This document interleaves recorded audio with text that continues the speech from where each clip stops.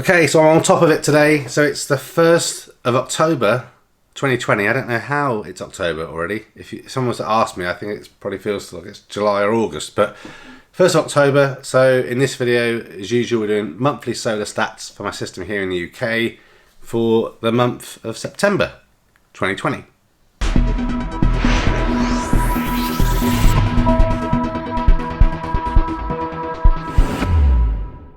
Okay, so I hope you're all doing okay. I'm still getting over this stupid cold. Now the kids are back at school, they bring home their viruses to share with us. But yeah, so as usual, we're going to go through my solar stats. So just to bring everyone up to speed, in case this is the first time you're watching, I live in the West Midlands in the UK.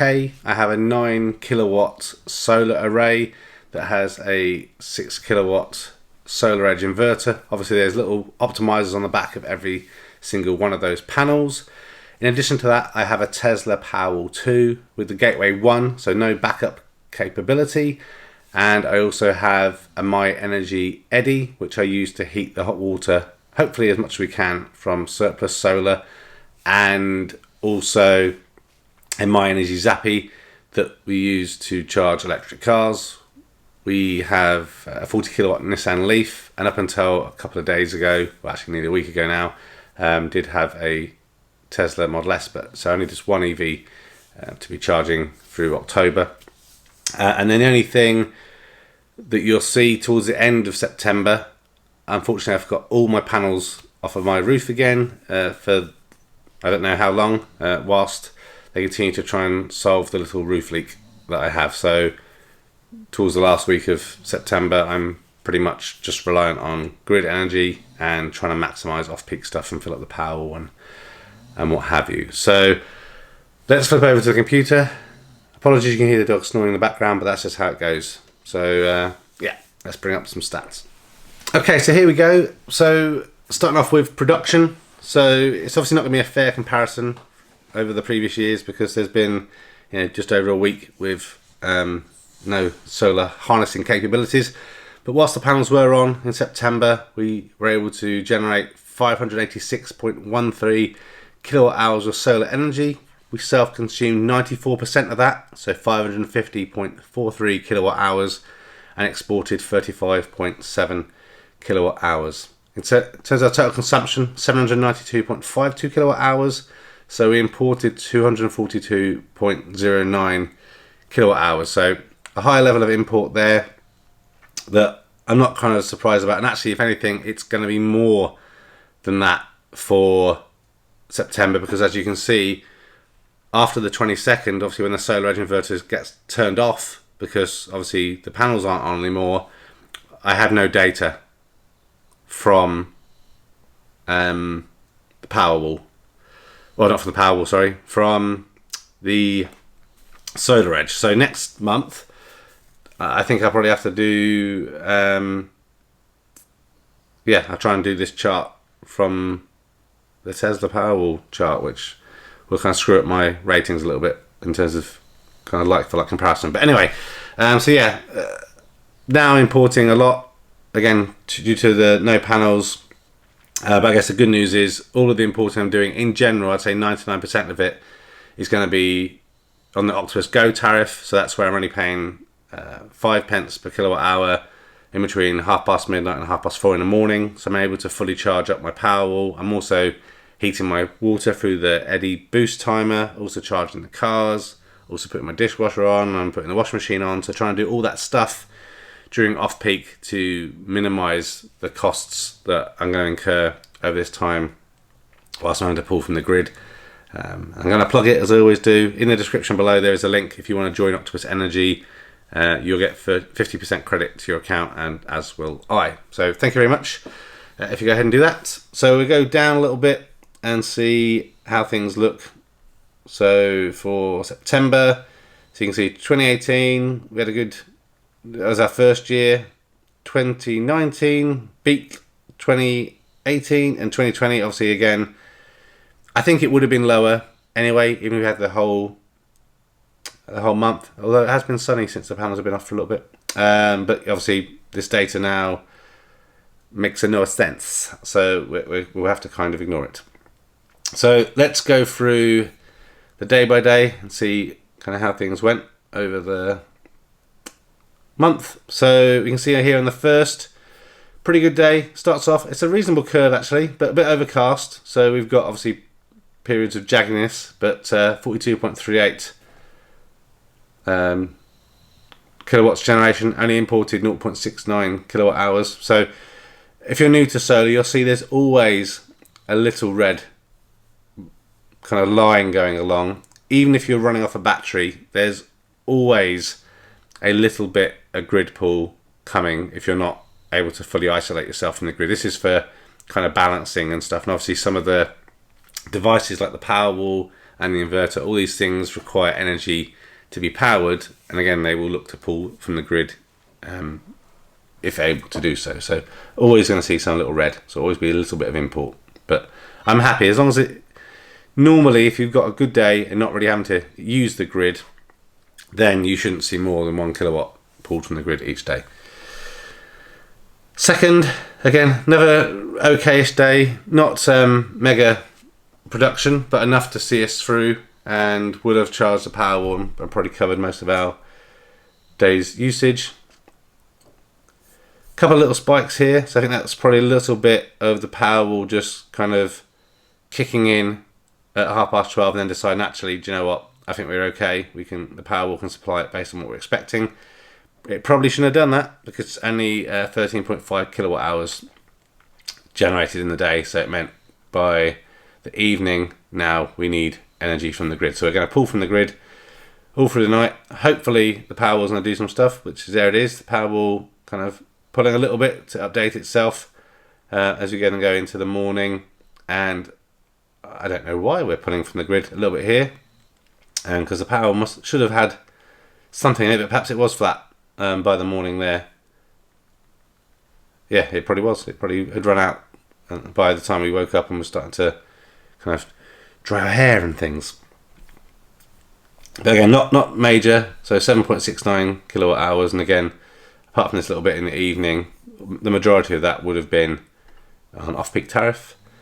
Fifth, bit more Powerwall charging happening in the morning to get us through, and it's actually done quite a good job. So a reasonable day of generation, 32.6 kilowatt hours, and then we're good all the way through the rest of the night.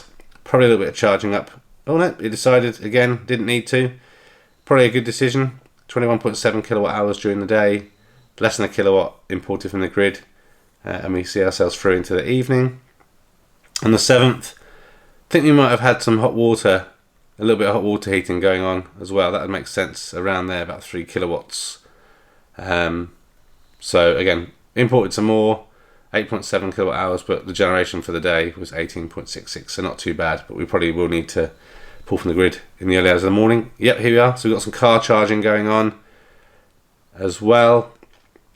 And this, I'm just trying to think now. I think I did charge the car up a little bit because I had people coming to look at the car. So I wanted to make sure I had plenty of charge if I wanted to take them out for a drive and stuff. So, but yeah, a reasonable day, 23.51 kilowatt hours. Obviously importing a lot more, but again, only costing me 5 pence a kilowatt, so not too bad. A little bit more grid pull in the morning. This will be hot water. So even though we've had good solar generation, it has been filling up the Powerwall, but hasn't really been much left over to go to hot water because we've had the cars plugged in. So we have done a little bit of heating, and at some point in the month, I think it's probably, might not even be on this chart, but now I have no solar. I am heating water every morning for about 2 hours, I think. So it's like 2:30 to 4:30, and that does what we need for our hot water requirements. But again, reasonable day, 20.8 kilowatt hours, imported 7.42. On to the 10th. Going slow. Yep, some more car charging. So pulling more from the grid, but 20.42 kilowatt hours generation. More car charging. So this is one of the things, now that the weather's not as good anyway in September, 2 cars to charge. So not every night, but kind of every other night we tend to have the cars plugged in because they've been quite low as well. So need to charge them up. And an okayish day to 15.6 kilowatt hours. So the power won't have got a full charge, so we will need to pull overnight as well, I'd imagine. Yep. So normally about 4 kilowatts of this is from the Powerwall, then a little bit on top will be a bit of car charging. And again, but then this day wasn't too bad, so 31.45 kilowatt hours. So that would have seen us through the day, had the Powerwall fully charged, so we shouldn't need to pull for charging the cars. But again, we're charging the cars again. Again, off peak, so 32.74 kilowatt hours pulled in, but then a good day, a reasonable curve. It looks like a small curve because we pulled so much. So we got almost 12 kilowatts we're pulling in overnight. So that's about 7 kilowatts for the car, 4 kilowatts for the Powerwall, 3 kilowatts for hot water, and probably a little bit here and there for dishwashers and whatnot. But a good curve. So 38.8 kilowatt hours of energy generated. So unless we're car charging, we should be good. Yep, with no problem there. A little bit of a kick in to see how things look. But that there on the 14th is an almost perfect solar day.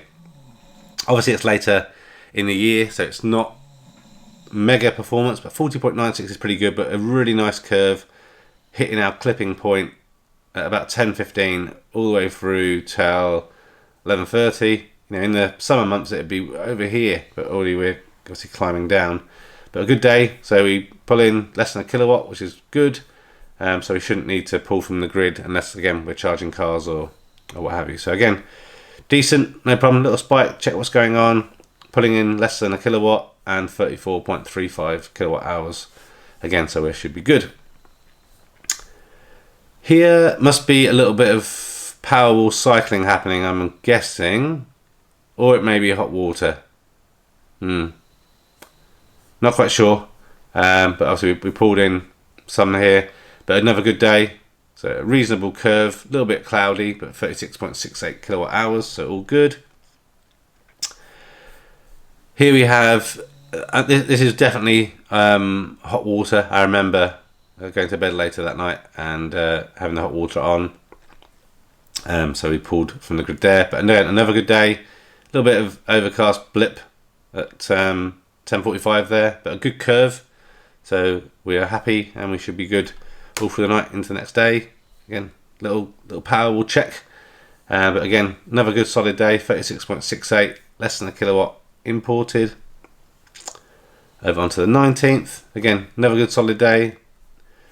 I'm not sure, there must have been some, I think due to some clouds and stuff in the morning there, it probably just kept on pulling from the grid a little bit to kind of balance things out. But so a little bit over a kilowatt there, but 34.18 kilowatt hours generated, so all good. 20th, again, usual little check in the morning as we hit off peak, see if the battery can power what we need. Less than a kilowatt imported and 25.86 kilowatt hours generated, so good day there. On the 21st, look at it, this is a weird curve, isn't it? So really weird and overcast up until 11:45, then we've got some good sun, and then probably quite sunny for the rest of the day. But as the sun moves around, a strange peak. It's like a shark fin. But again, imported less than a kilowatt, 20.87 kilowatts generated by solar, so all good. More car charging. So just trying to think. Yeah, the guy that was buying my car was going to come and get it in a few days, and it was quite low on charge. So I think every night for a few days I was charging it. And also now you can see this is when the solar panel people arrive to take off the panels. So the panels are now off, and that's it for the rest of the month. So from the 22nd, I have no more data from the Solaredge system. Okay, so I'm having a quick look on the Powerwall app just to see what it thinks. And again, it's not that I don't trust this data, but the Solaredge data, based on my experience, tends to be closest to the actual meter reading performance. So that's why I trust this, and obviously I've been using the same data for 2 years now. So even if it is slightly off by 5% or so, I think is what I calculated it to be, it's not a problem because it's fine for ongoing trending analysis, which is obviously what we're doing here. So remember, the Solaredge is saying that we imported 242 kilowatt hours up until the 22nd. If I look at the Powerwall app, it's saying that I imported 538 kilowatt hours and I exported 39.6. So that might be quite accurate actually. So I can't look very easily. You can't see kind of day by day stuff very well on this app, which kind of sucks. So I can't go into all the details, but if we look at, let's just have a quick look at that. So if that is accurate, and we pretend that it is, and again, majority of this stuff is still coming during off-peak, because even though I have no solar for generation during the day, the Powerwall sees us through pretty much the whole day still, until the evening, when we then start to pull from the grid a little bit. So I'm going to make a slight guesstimate, but this month our electricity bill would be about £27 without, you know, the solar for the last week or so. So I think that's pretty good. So in terms of other stats, so we stick with the Powerwall for a minute. So from the Powerwall for the month, we got 344 kilowatt hours of energy out of the Powerwall. So that's not too bad. Then for the car charging, so as you saw, quite a lot of car charging happening from grid during off-peak this month. So 229.17 kilowatt hours of energy from the grid to charge cars, that's about 74%. And then 26% came from solar, so 84.11 kilowatt hours. And then hot water heating, this only counts solar surplus heating, so the stuff I'm doing from the boost timer isn't included in this. So this month we had 32 kilowatt hours of energy come from solar into heating hot water. Excuse me. So that's it. That's the performance for September 2020. I still need to get my kind of 2-year update video done. I'm struggling a little bit with putting some of the stats together. And the other thing that I want to do for the 2-year update is look at what would happen if you're not on fit. Because I think maybe some people look at this channel for some of these videos to make a decision if they want to move to solar. Obviously there is no feed-in tariff anymore. There is the export tariff stuff. So I'm trying to work out if there's some way I can talk about how my system's performing, and obviously what the payback's going to be, but also then trying to turn it on its head and say, well, okay, if I didn't have fit, what would the payback be? And I know it's going to be a lot longer, because also, especially on my system, I'm trying to minimize any export. So I'm not going to get much money from exporting with the batteries and the cars and what have you. But that's it. Please ask questions, leave comments down below. Also let me know how your system is performing. We can compare and contrast, but as always, thanks for watching, and yeah, take care of yourself, wear a mask, wash your hands, don't be stupid. Thanks for watching this video. A thumbs up would be really appreciated. If you're interested in other geek type videos, please consider subscribing to Spectrum Geeks. Why not also follow us on Facebook, Instagram and Twitter. And before you leave, why don't you check out one of these other videos that may be of interest. Thanks again for watching.